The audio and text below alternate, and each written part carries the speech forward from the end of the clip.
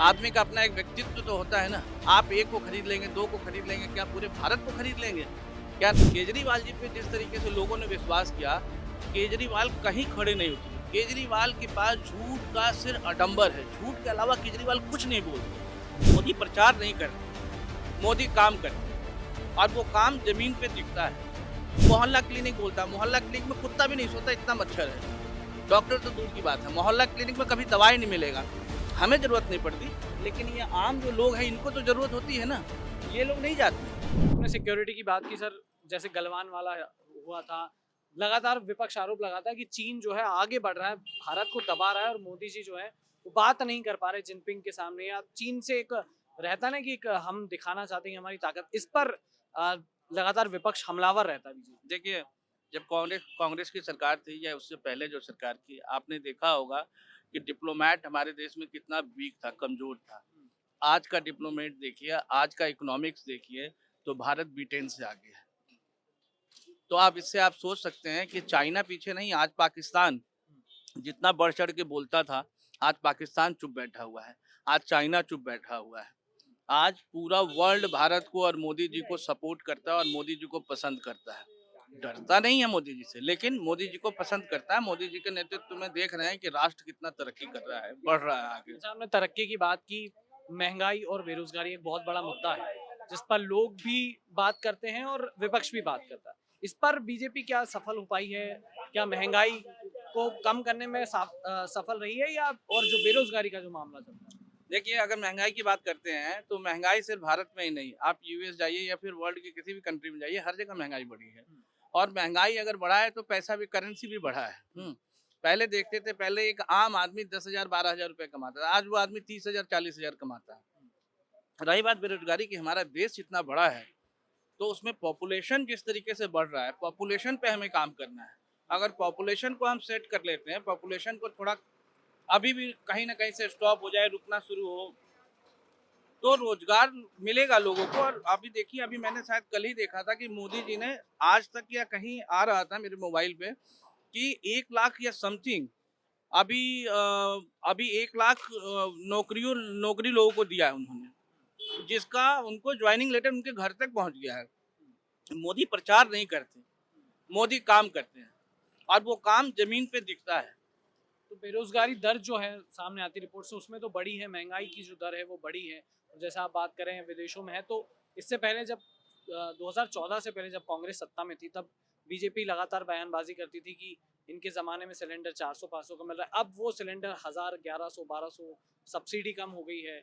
और तेल के रेट, मतलब खाने की जो बेसिक चीज़ें हैं उस पर काफ़ी ज़्यादा अब पुराने बयान वायरल होते हैं कि बीजेपी की ये बयान थे, अब बीजेपी इस पर क्या कर रही है? देखिए, अगर लोग सक्षम नहीं होते, तो पहले 400 रुपए का सिलेंडर लेने में लोगों की हालत खराब हो जाती थी। आज अगर हमारा इकोनॉमिक रेट बढ़ा है, पैसे बढ़े हैं, हमारे पास, हम कमा रहे हैं, तभी लोग अफ़ोर्ड कर पा रहे हैं। पहले तो लोग जलावन का इस्तेमाल करते थे, उपले का, गोबर का इस्तेमाल करते थे। अब तो शहरों में क्या, गाँव तक में लोग नहीं करते हैं, गाँव में भी सिलेंडर।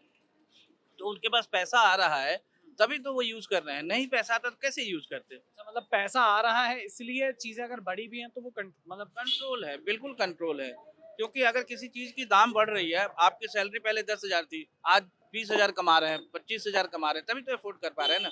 ऐसा नहीं है कि सैलरी आपकी 8,000 ही रह गई और महँगाई बढ़ गई, ऐसा नहीं हुआ है। सर, विपक्ष क्यों इस बारे में बार बार मुद्दे बनाता है कि महंगाई है, सिलेंडर उतने का था हमारे समय में, अब इतने का है, तेल उतने का था, अब इतना है, दाल इतने की थी, अब इतने की है।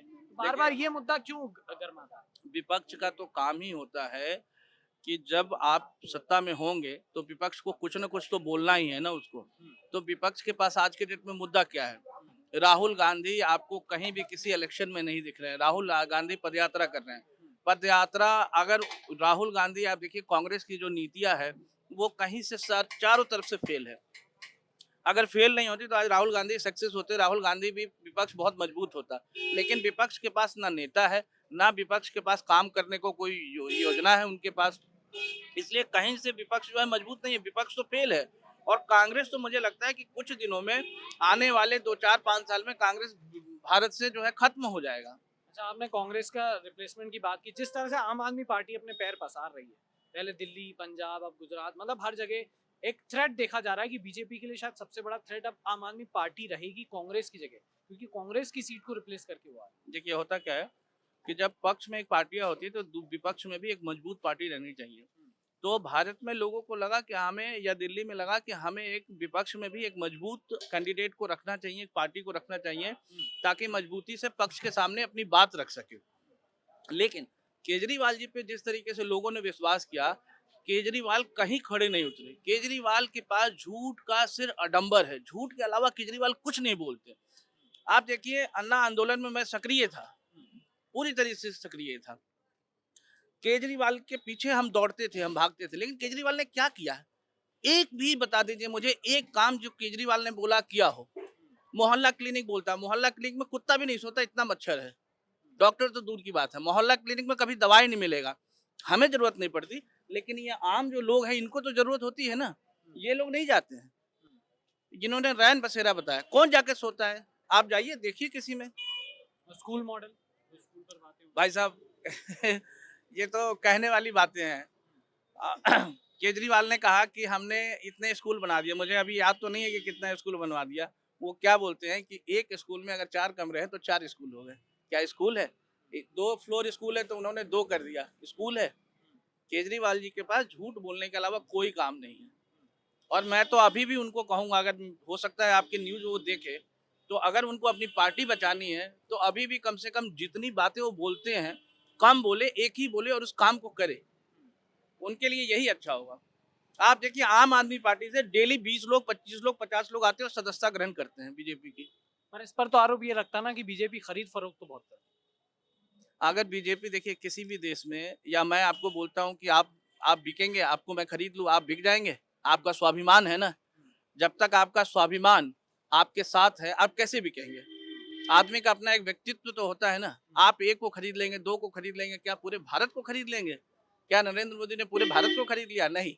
नरेंद्र मोदी का इतना वक्तव्य, उनकी व्यक्ति मतलब विशेषता इतनी है उनके अंदर, इतना चमत्कार है उनके अंदर, इतनी प्रभावशाली उनकी बातें हैं या उनका काम है कि लोग उनसे प्रभावित खुद ही हो जाते हैं।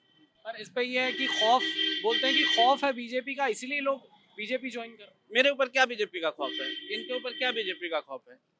क्या हमको कोई बीजेपी वाला आके बोलता है कि भैया हम तुमको मार देंगे, तोड़ देंगे, फेंक देंगे, ये कर देंगे? कभी नहीं, ऐसा नहीं है। बीजेपी की तो वाणी इतनी अच्छी है, बीजेपी के विचार इतने अच्छे हैं। आप कभी, अगर आप संघ से जुड़े हो या संघ भारतीय जनता पार्टी से जुड़े हो, तो जाकर देखिए कितनी अच्छी विचारें हैं उनकी। देश के प्रति समर्पित हैं वो लोग, सारे देश के प्रति समर्पित है। पर ये संघ पर तो हमेशा विपक्ष हमलावर रहता। अभी राहुल गांधी ने कुछ पहले बयान दिया था, फिर अभी सावरकर के बारे में भी कहा था। तो आरएसएस को तो हमेशा वो टारगेट करते हैं। राहुल गांधी को भारत के बारे में क्या पता है? आलू फैक्ट्री में बनाते हैं, चावल उनके घर में उगता है। राहुल गांधी जी को कुछ पता है? राहुल गांधी जी जो भारत यात्रा आज कर रहे हैं, राहुल गांधी को अगर इस भारत में रह के पढ़ाई लिखाई करते, इस जन्मभूमि पे रहते, तो राहुल गांधी को भारत की मिट्टी के बारे में कुछ पता होती।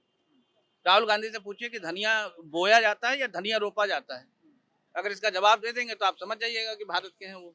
तो ये भारत जोड़ो यात्रा जो चल रही है, क्या इससे फायदा होगा कांग्रेस को आगे लोकसभा में या किसी भी राज्य में? भीड़ लेके चलने को आप जोड़ना कहते हैं क्या?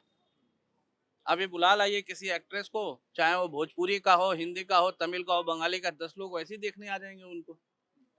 तो राहुल गांधी को लोग देखने जाते हैं कि हाँ भाई, इंदिरा गांधी के भाई नाती है, पोते हैं, नेहरू जी के बच्चे हैं, देख लेते हैं एक बार कैसे है, फोटो खिंचा लेते हैं, बस हो गया, इतना ही है और क्या है। अच्छा, मतलब वो सेलिब्रिटी के कारण एक वो जो भीड़ चल रही है। हाँ, यहाँ राहुल गांधी आएंगे तो मैं भी सोचूंगा कि एक बार मिल लेता हूँ। लेकिन राहुल गांधी से मिलना, राहुल गांधी के विचारों को समझना और मोदी जी और भाजपा के विचारों में तो जमीन आसमान का फर्क है ना। समझ रहे हैं? अमिताभ बच्चन आएंगे तो मैं भी उनके साथ फोटो खिंचा लूंगा, लेकिन अमिताभ बच्चन इलेक्शन में खड़े हो जाएंगे, उनका विचार नहीं मैच करेगा तो मैं वोट तो नहीं दूंगा उनको। मतलब ये एक दिखावे की भीड़ है, मतलब लोग उतना सपोर्ट में है नहीं जितना दिख रहा है। बिल्कुल सही बात है, बिल्कुल सही बात है। आज मैं अगर ये, मैं कहता हूँ कि मैं इलेक्शन में खड़े हो रहा हूँ, तो मुझे क्या है, मैं 10 लोगों को बुलाऊंगा, खाना खिलाऊंगा, पैसा दूंगा, तो भीड़ तो हमारे साथ भी आ जाएगी। लेकिन क्या वोट देगी मुझे? वोट तो तभी आदमी देगा जब उसके विचार उसका काम समझ में आएगा। जब तक काम समझ में नहीं आएगा, विचार समझ में नहीं आएगा, कैसे?